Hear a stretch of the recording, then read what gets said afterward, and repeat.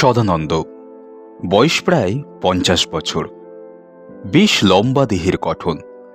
কোনো কাজেই সে কখনো পিছুপা হয় না। একবার তো একটা খ্যাপা ষাঁড় খেলার মাঠের দিকে ছুটতে শুরু করে।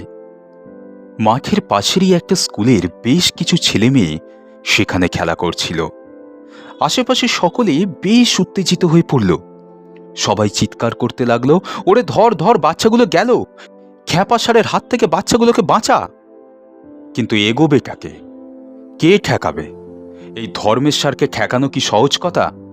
ও নাকি মাঝে মাঝেই এভাবে খেপে যায়, আর তাতে করে কেউ কেউ বেশ ক্ষতিগ্রস্তও হয়। সদানন্দের বয়স তখন কতই বা হবে? বড়জোর তখন তার বয়স 20 বছর। কিন্তু হলে কি হবে? ওকে দেখতে একজন 40 বছরের পালোয়ানের মতো। যাই হোক, সেসব কথা। সেই সময় সদানন্দ ওই পথেই যাচ্ছিল, সামনের খালে জাল ফেলে মাছ ধরতে। সেই খালটি আবার কিছু দূরে গিয়ে নদীতে মিশেছে, তাই প্রায় বেশ নদীর মাছ ধরা পড়ত তার জালে। সকলের চিৎকার শুনে সদানন্দ মাঠের ভেতর ঢুকে পড়ে। মায়েরা চিৎকার করে, পালিয়ে আয়, পালিয়ে আয়। সদানন্দ কোনো কিছু না ভেবেই জালটা ছুঁড়ে দিল খ্যাপা ষাঁড়ের ওপর। ষাঁড়টা জালে জড়িয়ে পড়তে সে কি তার বিকট গর্জন! সবাই পালিয়েছে। মুহূর্তের মধ্যে মাঠ জনমানবহীন, কেবল সদা একা। জালে জড়ানো ষাঁড়টি জাল সহ সদানন্দের দিকে ধেয়ে আসছে। এই দেখে সদানন্দ সামনের একটা বড় গাছে চড়ে বসল। গাছের মধ্যে ধাক্কা মারতে লাগলো ষাঁড়টি। সদানন্দ বুঝতে পারল যে ষাঁড়টিকে সহজে জব্দ করা যাবে না, তাই সে একটা মস্ত বড় ডাল পায়ের আঘাতে ভেঙে নিচে ফেলার চেষ্টা করল, এবং ডালটা ভেঙে নিচে পড়ল ঠিক ষাঁড়ের মাথায়। ষাঁড়টা সঙ্গে সঙ্গে মাটিতে শুয়ে পড়ল। সদানন্দ গাছ থেকে নিচে নামল এবং একটি মোটা দড়ি জোগাড় করে ষাঁড়টিকে ভালো করে গাছের সঙ্গে বেঁধে রাখল। তারপরে পশু চিকিৎসা কেন্দ্রে খবর দিয়ে তাকে অনেকটাই শান্ত করতে পেরেছিল। তবে সেদিন আরও একটি ঘটনা ঘটেছিল। তার এই বীরত্ব দেখে ওই স্কুলেরই সভাপতির মেয়ে, 10ম শ্রেণীর ছাত্রী কল্যাণী, ওই দিন সদানন্দের প্রেমে পড়ে যায় এবং সভাপতির অনুমতিতেই সদানন্দকে তার জীবনসঙ্গী হিসাবে পেয়ে যায়। স্কুলের কর্তৃপক্ষ ও সভাপতির সুপারিশে সদানন্দের একটি সরকারি দপ্তরে কেরানিকে চাকরির ব্যবস্থা করা হয়। একদিন সদানন্দ তার পরিবারের সহিত নৌকা করে নদী ভ্রমণে যাত্রা করে। তখন তার বয়স কত? এই 55 হবে। নদীতে কিছু দূর যাওয়ার পর নৌকাটি একটি খাড়িতে প্রবেশ করে। নদীপথে যাবার সময় দুই দিকের মনোরম দৃশ্য দেখতে দেখতে তারা ভুলেই যায় যে তারা কোথায় চলে এসেছে।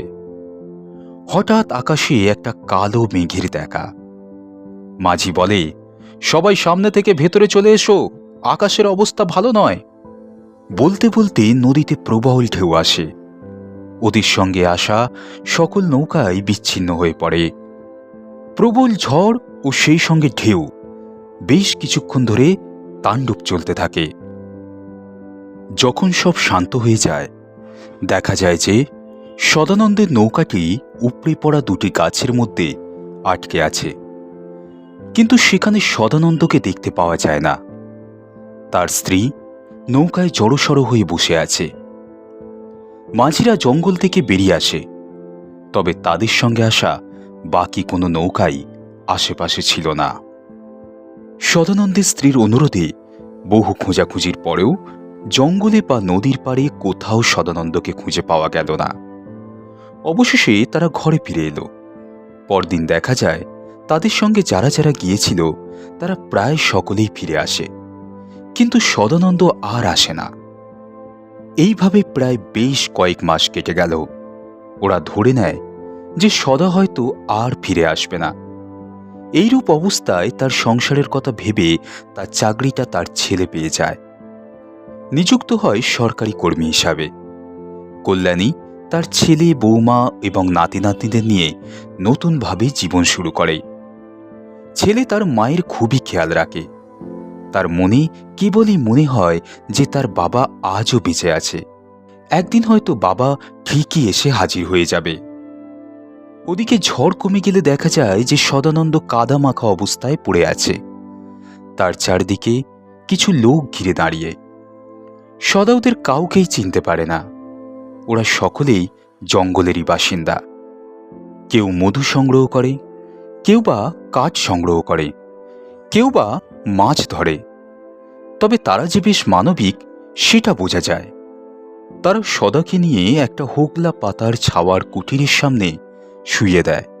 সদার পুরোপুরি জ্ঞান এলে সদা জিজ্ঞাসা করে যে আমি কোথায়, কিন্তু সদা তাদের কথাও ভালোভাবে বুঝতে পারে না। সদা সবসময় চুপচাপ থাকে। ওইখানে জঙ্গলে যে দেবদেবীর পুজো হয় সেখানেই দেবী মন্দিরের দিকে তাকিয়ে বসে থাকে।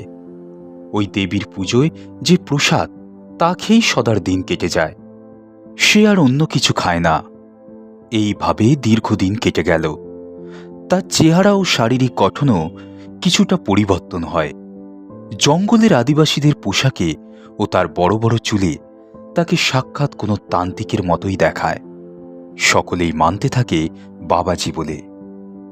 এদিকে এত বছর পার হয়ে গেলেও তার ছেলে আনন্দ সুযোগ পেলেই নৌকা নিয়ে বেরিয়ে পড়ে তার বাবার খোঁজে। একবার এক একটি জঙ্গলে গিয়ে অনুসন্ধান করে, কিন্তু কোনো খোঁজই পায় না। একদিন সে জানতে পারে যে বেশ দূরে একটি দ্বীপে গভীর জঙ্গলে একটি মন্দির আছে। সেখানে নাকি অনেকেই তাদের হারানো জনকে খুঁজে পেয়েছে। এটা নাকি ওই জঙ্গলেরই কোনো দেবীর কৃপায় হয়ে থাকে।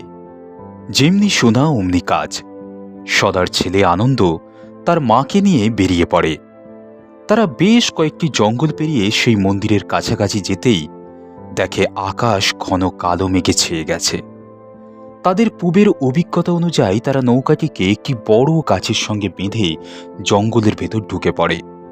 কিছু দূর যাবার পরই দেখতে পায় কিছু মানুষ দল বেঁধে এদিকেই আসছে। আসলে তারাও আকাশে মেঘ দেখে তাদের বাসস্থানের দিকে যাচ্ছে। আনন্দ তাদের কাছে সাহায্য চাইলে ওরা তাদের সঙ্গে ওদেরকেও নিয়ে যায়। কিছু দূর যাবার পর তারা দেখতে পায় যে বেশ কিছু ছোট ছোট কুটির, যেগুলো গোল পাতায় ছাওয়া। ওই মানুষগুলো তাদের একটি কুটিরে থাকতে দেয়। দেখতে দেখতে নদীতে জলোচ্ছ্বাস, আকাশে মেঘের গর্জন চারিদিকে তোলপাড় করে দিল।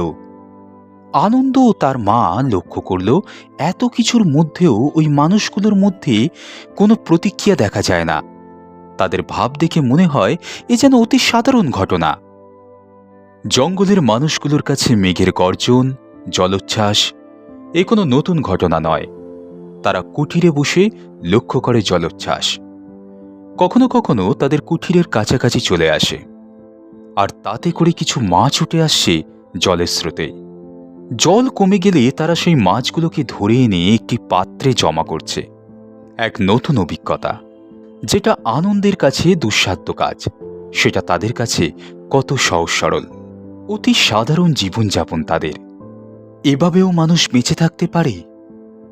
হ্যাঁ, এভাবেও মানুষ বেঁচে থাকতে পারে।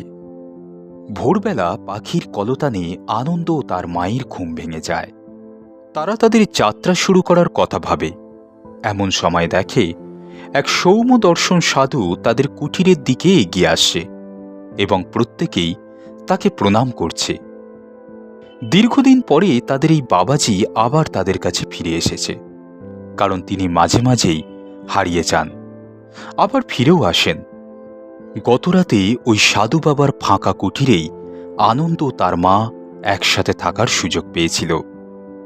আনন্দ ওদেরই একজনকে জিজ্ঞাসা করে জানতে পারে যে বহু বছর আগে একদিন ঝড়ের রাতে তারা নদীর চরেই মানুষটাকে পড়ে থাকতে দেখে। আজ কিন্তু সে এদের সকলেরই বাবা। মাঝে মাঝে দু একটা কথা বলে, কোনোদিন খায়, আবার না খেয়েও থাকে। কেউ বিপদে পড়লেই তাকে কাছে টেনে নেয়, তার পাশে এসে দাঁড়ায়। আনন্দ ভালো করে লক্ষ্য করে এবং মাকে বলে। তার মাও ঠিক সেটাই ভাবছিল, যেটা আনন্দ বলতে চায়। আনন্দ বাবা বলে ডাকতেই সে একবার ঘুরে তাকায়। আনন্দ আর তার মাকে ভালো করে দেখে নেয়, আবার মুখ ফিরিয়ে নদীর দিকে তাকিয়ে বিড়বিড় করতে থাকে। আনন্দ জঙ্গলের ওই মানুষগুলোকে সব কথা খুলে বলে। এবং সকলে মিলে একটা ফন্দি করে। কিছুক্ষণ পরেই বাবাজি যখন একটি গাছের তলায় বসে বিশ্রাম করে, ঠিক সেই সময় জঙ্গলের ওই মানুষগুলো আনন্দকে মারতে থাকে। হাতে বল্লম আর আগুনের মশাল নিয়ে যখন ওরা আনন্দকে ও তার মাকে ঘিরে ধরে, তখন বাবাজি চিৎকার করে বলে ওঠে, ওই তোরা ওদের ছেড়ে দে, ওদের মারিস না। বাবাজির রূপে সদানন্দ প্রথমেই ছেলে ও বউকে চিনতে পেরেছিল এবং সে খবর নিয়ে জানতে পেরেছিল যে তার নিখোঁজের পরে তার পরিবারের সকলে বেশ ভালোই আছে। তাই সে আর সংসারের মায়ার বন্ধনে আবদ্ধ হতে চায়নি। কিন্তু এই মুহূর্তে দাঁড়িয়ে তার স্ত্রী ও পুত্রের আর্তনাদ শুনে সে আর থাকতে পারেনি। তাই সে ধরা দিতে বাধ্য হল। তবে ধরা পড়ে গেলে কি হবে?